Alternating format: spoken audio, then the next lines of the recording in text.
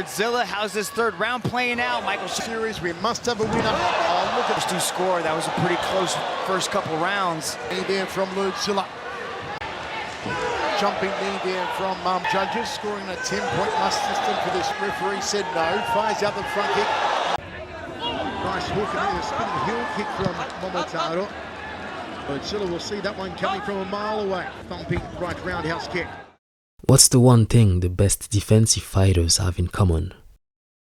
Their ability to read clues and anticipate is unmatched. Let's talk about it. In order to get to that Ladzilla level of defense and evasiveness, one must operate at 2, even 3 steps ahead. As soon as the shot is thrown, you have to be proactively ready to block by anticipating the counter.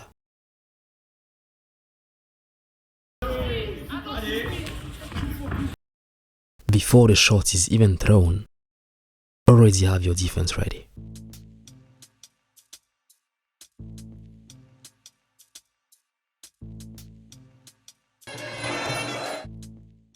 Right here, Nadaka, by proactively anticipating the offense, proactively went on with his defense.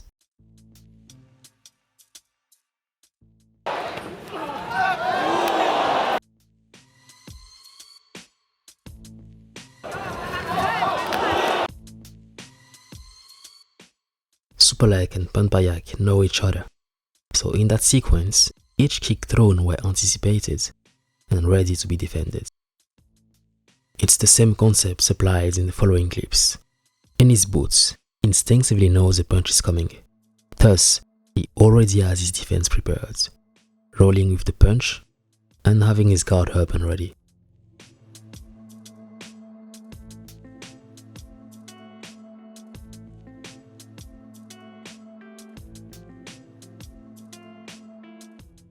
Same here with Pirog.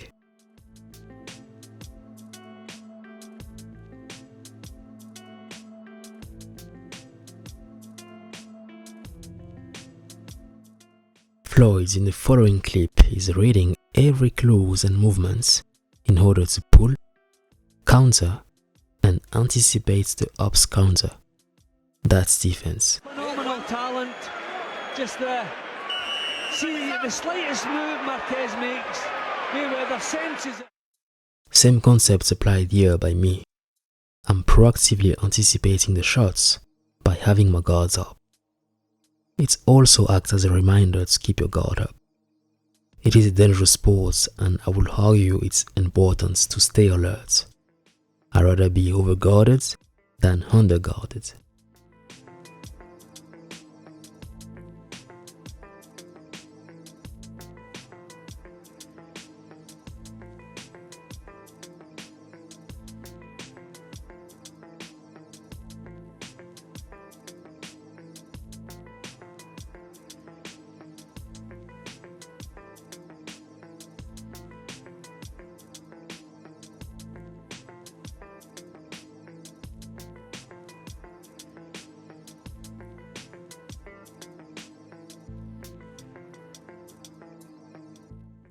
Now let's talk about specific techniques to implement. Boxers, on average, tend to take more head damage due to the nature of the sport of boxing. However, their craft when it comes to throwing hands and defense is second to none. Let's look at what Teofimo Lopez calls the shields. You gotta look at it. Our forearms are shields. You know, like in gladiator times, right? They had the shield. Yeah. And you had the spear. So that makes sense. Yeah, you could do that. Oh, yeah, and then 3 over the top. Over the top. The shield is pretty much a condensed version of the long guard and the cross block in Muay Thai.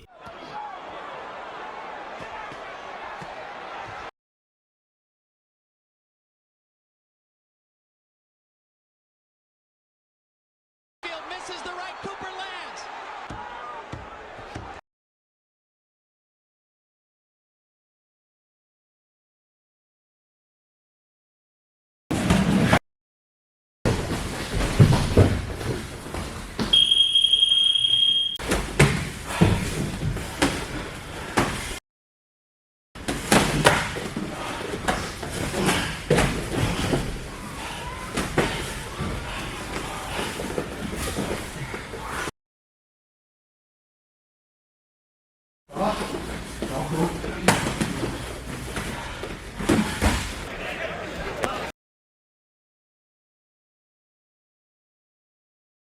When you combine it with harder hands defense, you can achieve something rather solid.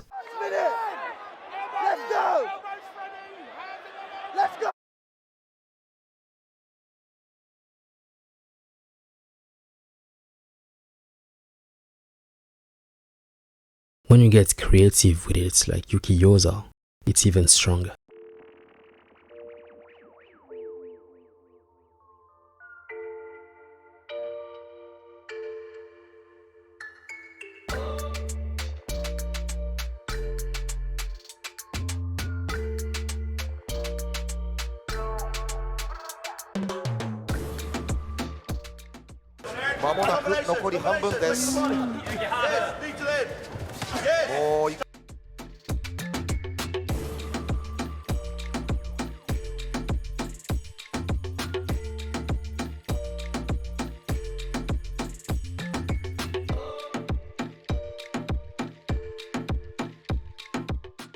Here are some more techniques to implement.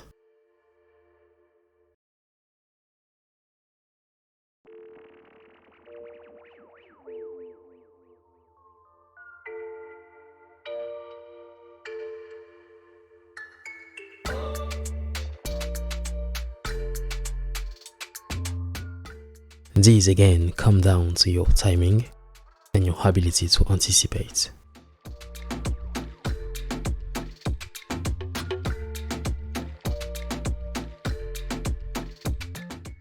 We could argue that this technique was used before in boxing by Roberto Duran.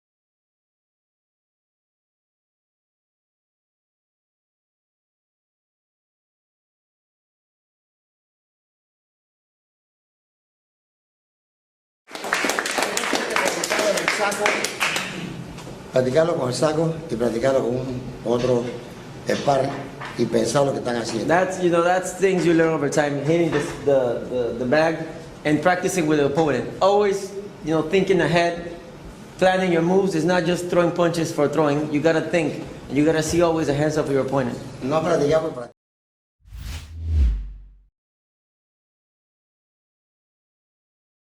Taking angle is a great way to get off the lane of attacks without retreating in a straight line.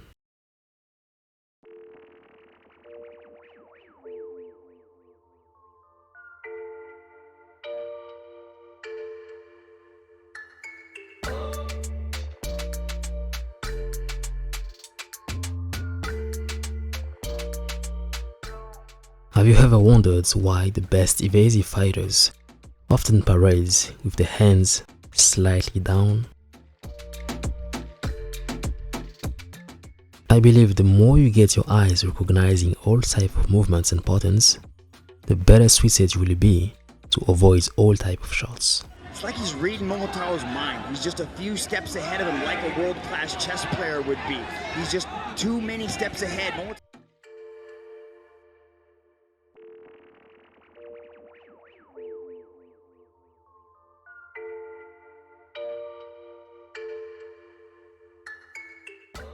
Think about it. When you're up against someone high level, whether in sparring or in a fight, the chances of you connecting with simple attacks like a low kick, straight, with no setups, are extremely low. Why? Because they are extremely aware and they are wired to read the signs of offense coming at them.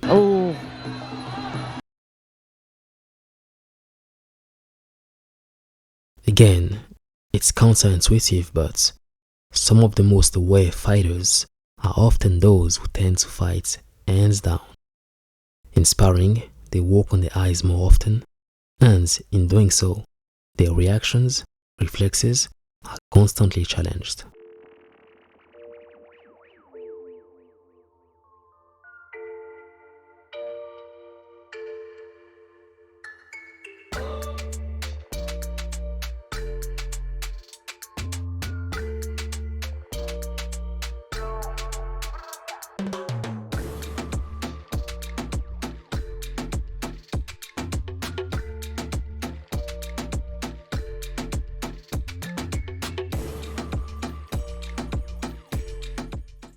I'm not advocating to implement that without caution though.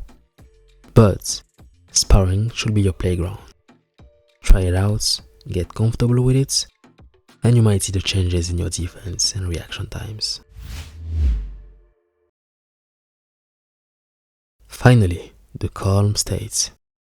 When you have your emotions in check, your adrenaline in check, you're more aware, you're less fatigued, and you see more stuff coming.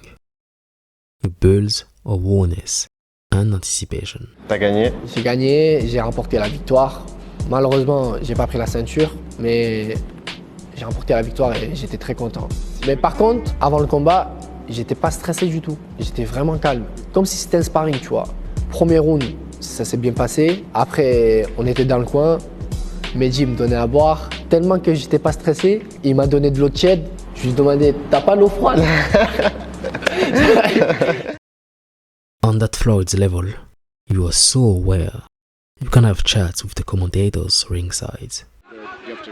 Floyd switches to a southpaw stance for the second time in the fight. Third time, he says. Thank you for the correction, Floyd. Thanks for the correction. Here comes Floyd talking to him. This is one of the things that Floyd does best, by the way, is psychological warfare. I do that.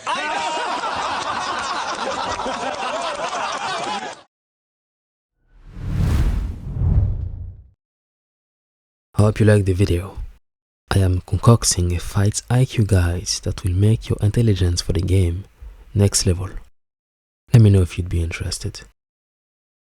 Also, consider following me on Patreon and let me know what you would like me to cover next.